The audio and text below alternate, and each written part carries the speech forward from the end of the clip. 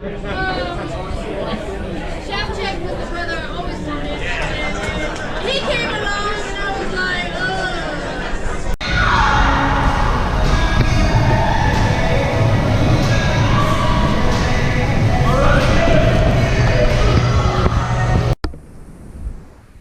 Good day, YouTube. I want to talk about the Air Force being just like many organizations out there or many teams out there, in the sense that the Air Force is not a perfect organization. It's not a perfect team. The intention with this video, if you think I'm going to bash the Air Force, that's not going to happen. I'm going to talk about my observations, what I've seen, the good and the bad, the people, and then I'm going to throw a curveball and talk about what the Air Force is doing right. So, the Air Force, like I said, it's not a perfect team. If you are looking for a perfect team, good luck. I doubt that you'll find a perfect team. Maybe you'll find an extremely effective team that's successful, and I like that.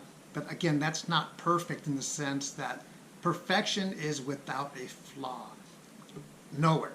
And I don't know that we'll find that. Anyway, you can. If you do, let me know, and I hope that you do. It's kind of like looking for the perfect person. Speaking about people, the Air Force's #1 asset is its people. So I've seen enlisted, great leaders, horrible enlisted leaders, officer, great leaders, and horrible officer leaders. How do I deal with that? Over the years, in 21 years of 6 months of service, what I've learned is to communicate good things, bad things, tactfully, professionally, and that is a good thing. And I expect that as well. I expect people to say, hey, Hugo, let me talk to you about this. This is great. Or Hugo, this is not good. You need to change this. Whether it's me as an individual or as a team, communication is going to go far. Again, people make the Air Force, and people make policies. So we have to do the best with what we have, communicate, provide solutions as well, not just provide or identify problems, but more importantly, provide input and feedback with possible solutions or alternate ways of doing things. The Air Force has something called an inventory, and it happens through the Equal Opportunity Office. It's having like a pulse of leadership. Going back to those enlisted and officers that are great and horrible, what happens when you have to deal with someone, let's just go straight to the negative. Well, hopefully that doesn't deter you from doing your job, but getting satisfaction out of your job. I've had jobs where, let's say the leadership was great, but the job was horrible. Or I've had jobs where the leadership was not good at all on the enlisted and officer side. And two ways of thinking of this is your outlook. What's your outlook like? My outlook was this: what can I still get out of this by doing my job professionally, consistently, and then living my life? And the Air Force provided me with a great lifestyle for many years. So outlook is one. And what are my priorities? What are my priorities in life? Over the years, they've changed. And let me talk about something that the Air Force is doing great.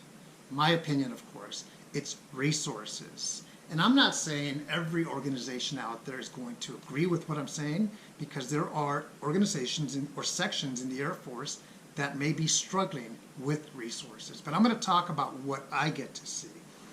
The resources are plentiful out there. There's many resources for the airmen in the area of where I work. I work at the Airmen and Family Readiness Center, so we take care of people. We're kind of like first sergeants. First sergeants keep a pulse on the morale of the unit. They deal with the good things and the bad things.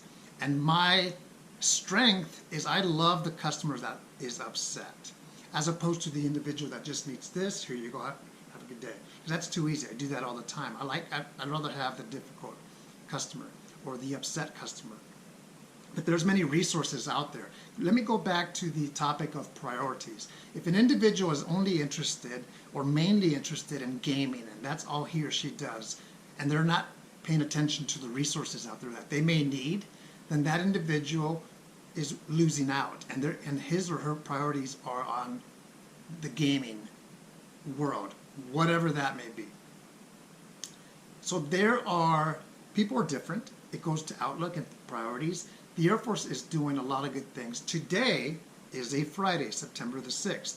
We talked about at work at an offsite. An offsite is a strategic pause from doing your regular job and going somewhere else, often, like it was for us today. We started off at 7:30 having breakfast somewhere in the city. From there, we talked about a hot topic. The Air Force has had, as of today, 79 suicides. So suicide is a topic that is brought up. It's a hot topic. It's a very important topic. And it needs to be discussed. We talked about how we take care of ourselves individually, professionally, our teammates, our customers, and down the road. Because again, a lot of people don't know about the resources that are out there, and their priorities may be off the track. Sometimes that happens a lot, because where I work, we get to see a lot of good things, but we also get to see a lot of challenging situations for airmen. So we talked about all those things, and then after breakfast, we had that conversation about suicide for almost 2 hours. It was a great conversation. Then we had lunch somewhere else, and then we went to something called whirly ball. I'd never even heard about it.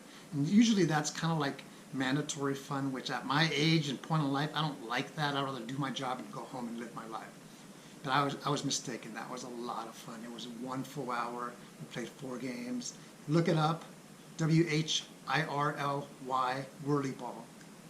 Then we went to the last place that had ice cream. We talked about what we did today, and we talked about resources, about connecting with individuals. We're not always going to connect with people. I would say 80% of the people I get along with, 20% or maybe 10% I don't. So when I come across an individual where I kind of have friction, that catches my attention, but I still am going to move up forward, and it's not going to bother me, because I realized a long time ago, and I hope you know this, is that we cannot please everyone. And I am not an individual that is trying to please everyone. Maybe in the past that was who I was, but I was going to lose that battle. The Air Force is not a perfect team. Again, I don't think that there's a team out there that is perfect that exists. If you find it, consider yourself lucky. But there are highly effective teams out there, whether it's the Air Force, the Army, whether it's Boeing, whether it's whoever, Apple, organizations that may be highly successful. And to me, that's good, because even though I'm realistic, I'm not seeking perfection in a team, in a relationship with my wife, as a father, blah, blah, blah. But I'm going to definitely give it my best and enjoy the positives out there. I have to deal with the negatives just like everyone else as well.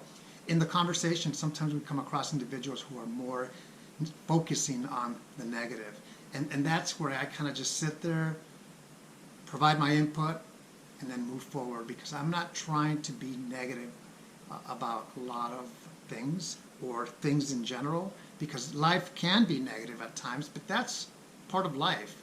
I'm going to make lemonade out of lemons, and whatever situation. For me, the Air Force, 21 years and 6 months, enlisted officer, active duty reserve, Air Force civilian still right now. It's been a great life. It's been a great team. Realistic in the sense that I don't expect perfection. I provide input, I make adjustments, and I make the most out of my time in the Air Force. Take care.